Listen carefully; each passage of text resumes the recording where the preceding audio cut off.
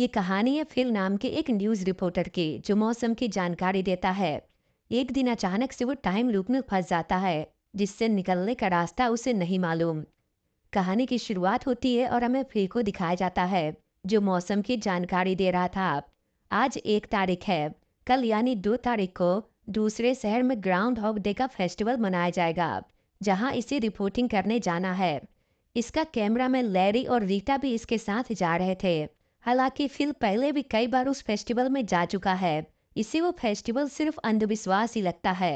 असल में वहाँ के लोगों का मानना ये है कि एक जानवर जो ठंड में जमीन के अंदर चला जाता है, उस जानवर को 2 तारीख को बाहर निकाला जाता है। अगर उसने अपनी परछाई देख लिया तो माना जाता है कि ठंड जल्दी खत्म हो जाएगा। मगर फिल की नज़र में ये सब बकवास की बातें हैं। फिल का स्वभाव ऐसा ही है, वो किसी से भी अच्छे से बात नहीं करता। खैर थोड़ी देर बाद ये तीनों उस शहर में पहुंचते हैं। इनका रुकने का पहले से ही होटल बुक था, लेकिन फिल इस होटल को देखकर कहता है ये होटल अच्छा नहीं है, पिछले साल भी मैं यही रुका था। तब रीता इसे बताती है कि तुम्हें यहाँ रुकने की जरूरत नहीं है, तुम्हारे लिए दूसरा वीआईपी होटल बुक किया गया है। ये सुनकर फिल थोड़ा खुश हुआ। रीटा पूछती है क्या तुम शाम को हमारे साथ खाना खाओगे। फिल कहता है बिल्कुल नहीं, मैंने लैरी को खाना खाते हुए देखा है जो मुझे बिल्कुल पसंद नहीं। इसके बाद फिर अपने होटल आकर सो जाता है। अगली सुबह ठीक 6 बजे अलार्म बजता है जिसमें गाना सेट था। आज 2 तारीख ग्राउंड हॉग डे फेस्टिवल का दिन है। फिर तैयार होकर बाहर आया। होटल का एक आदमी इससे पूछता है तुम्हें क्या लगता है आज फेस्टिवल में क्या होगा। इसके बाद एक लेडी फिल से बात करती है और पूछती है क्या आज वो चेकआउट करेगा या नहीं। फिर कहता है 100% आज वो यहाँ नहीं रुकेगा। बाहर सड़क के किनारे एक बूढ़ा भिखारी मिला।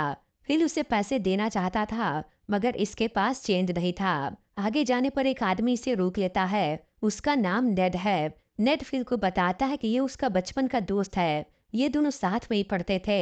अब नेड लोगों का बीमा करवाता है। ये फिल को भी बीमा करवाने को बोलता है, मगर फिर इसकी बातों में नहीं आता। वो जैसे ही आगे बढ़ा तभी इसका एक पैर पानी भरे वो गड्ढे में पड़ गया। नेड कहता है देखा, जिंदगी में कभी भी कुछ भी हो सकता है। फिर इसको इग्नोर करके फेस्टिवल में पहुंचता है। वहां पर पहले से ही रीटा और लैरी मौजूद थे। इस जगह पर एक आदमी उस जानवर को लोगों को दिखाकर अपना भाषण देता है। उस बड़े गिलहरी के हिसाब से ठंड जल्दी खत्म नहीं होगा। इन सब चीजों की रिपोर्टिंग करने के बाद ये तीनों अपने शहर जाने लगते हैं, लेकिन रास्ते में ही बहुत ज्यादा बर्फ गिरने लगी, जिसकी वजह से सड़क को बंद कर दिया गया। अब मजबूरी में फिल को आज यही रुकना होगा। वापस होटल आकर फिर गर्म पानी से नहाने गया, मगर उसमें तो बहुत ठंडा पानी था। होटल की वो लेडी इसे बताती है कि आज गर्म पानी नहीं आएगा। फिर जैसे तैसे करके सो जाता है। अगली सुबह ठीक 6 बजे फिर से अलार्म बजा।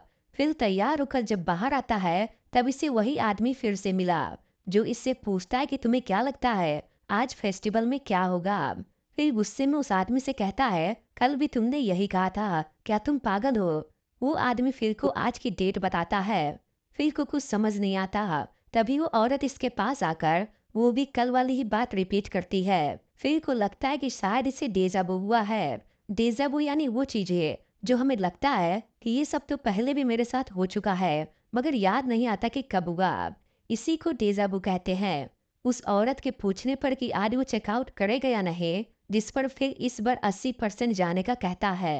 होटल के बाहर आने पर इसे वही बूढ़ा आदमी मिला, लेकिन इस बार भी फिल के पास चेंज नहीं था।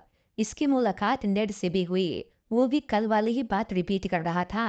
इस बार भी इसका पैर गड्ढे में पड़ा। इसके बाद फिर वहां पहुंचता है जहां फेस्टिवल मनाया जा रहा था। वो रीटा से कहता है कि वो उसे एक जोरदार थप्पड़ मारे। रीटा बिल्कुल वैसा ही करती है। फिर उसे बताता है कि मेरे साथ कुछ बहुत ही अजीब हो रहा है। यहाँ पर फिर से वही सारी चीजें हो रही थी जो कल हुआ, मगर किसी को कुछ भी याद नहीं। फिर को मालूम था कि आज ये लोग अपने शहर नहीं जा सकते, इसलिए फिर वापस आकर होटल में आराम करने लगा। इस बार वो एक पेंसिल को तोड़कर रख देता है। अगली सुबह फिर से 6 बजे वही गाना बजता है जो पिछले 2 दिन से बज रहा है, और वो पेंसिल फिर से पहले जैसी हो गई थी।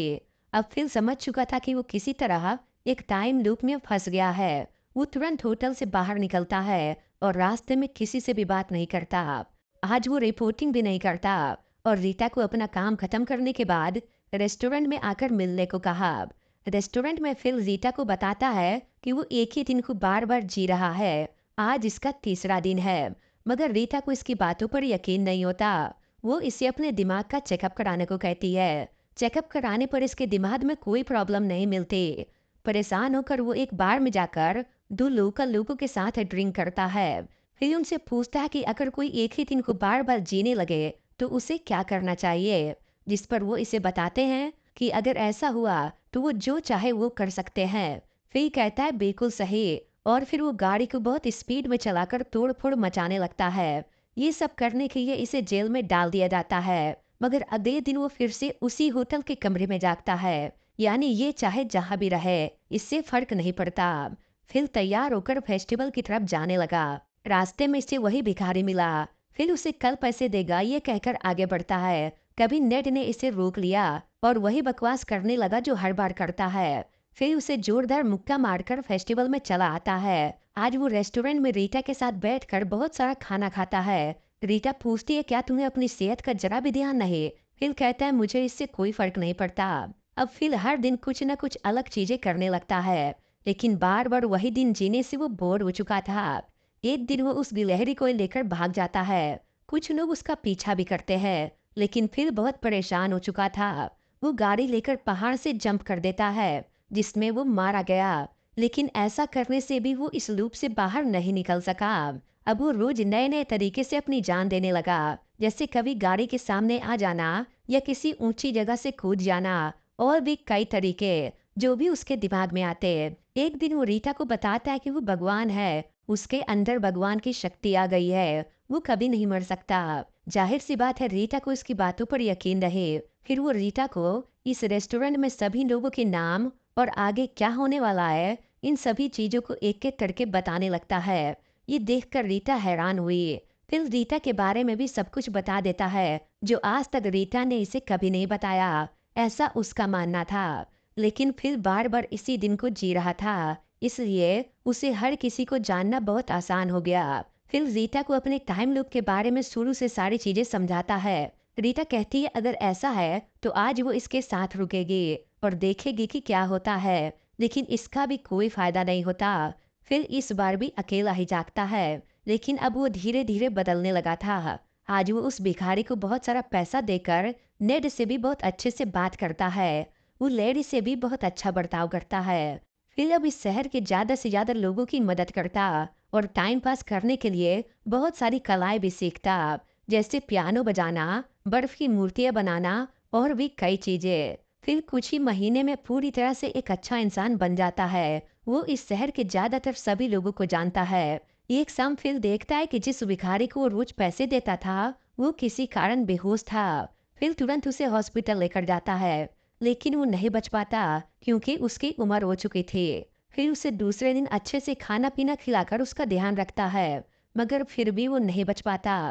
इस बात से फिल को थोड़ा दुख हुआ, लेकिन ये कुछ भी नहीं कर सकता। इसने सब कुछ ट्राई करके देख लिया। वो अगले दिन से फिर से वही सारे काम करने लगा जो वो रोज करता था, जिससे इसको एक ही दिन में बहुत सारे लोग इसे जान जाते हैं। ये सबकी मदद करता है। शाम को यहाँ पार्टी में फिर बहुत अच्छा म्यूजिक बजाता है जो इसने अपने टाइम लूप में सीखा। इस पार्टी में मौजूद हर कोई फिल को जानता था, वो इसकी तारीफ भी करते हैं। ये सब देखकर रीटा हैरान होती है, क्योंकि अब फिल पूरी तरह से बदल चुका था। जहाँ वो पहले लोगों से अच्छे से बात नहीं करता था, लेकिन अब उसका उल्टा है। सभी लोग फिल को पसंद करते हैं। फिर रीटा की बहुत सुंदर बर्फ की मूर्ति बनाता है, जिसे देखकर रीटा बहुत खुश हुई। अब कहीं न कहीं फिल रीटा को पसंद करने लगा था। इस रात फिल और रीटा एक साथ थे। फिल उदास था कि कल सुबह हर कोई इसे भूल जाएगा, लेकिन जब अगले दिन फिल जागता है तब इसके बगल में रीटा भी थी। वो तुरंत खिड़की से बाहर देखता है। बाहर कोई हलचल नहीं था, यानी आज इसका टाइम लूप खत्म हो गया। वो अगले दिन में पहुंच गया है। फिर बहुत खुश हुआ। वो और रीटा होटल से बाहर आते हैं। अब फिल ने इसी शहर में रहने का फैसला किया है, क्योंकि इसको हर कोई जानता है जो इसे पसंद भी करते हैं। फिल और रीटा आगे चलकर शादी कर लेंगे, और इसी के साथ ये साइंस फिक्शन कहानी यहीं पर खत्म हो जाती है। हालांकि इस फिल्म में ये कहीं नहीं दिखाया गया कि फिल इस टाइम लूप में कैसे फंस गया, लेकिन जो भी हो फिल एक अच्छा इंसान बन गया।